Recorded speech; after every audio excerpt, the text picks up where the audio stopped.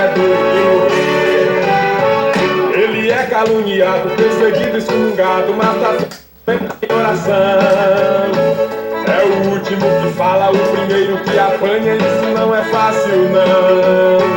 Deus conhece a sua vida, tá sempre ao lado dele, aumentando a sua fé. Jogam ele para o alto para ver se ele morre, mas ele ainda cai de pé. O crente é duro de morrer, o crente é duro de morrer.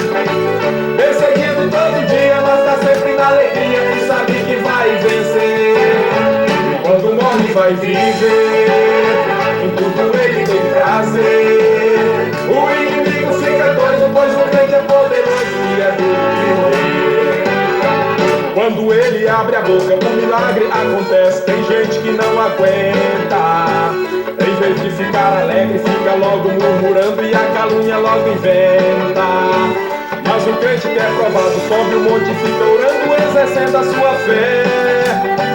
Quando vem a tempestade, todo mundo cai por terra. Só ele ficar de pé, cantando assim. O crente é duro de morrer, o crente é duro de morrer.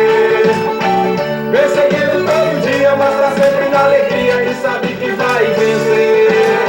E quando morre vai viver, em tudo ele tem prazer. O inimigo fica doido, pois o crente é poderoso e é duro de morrer.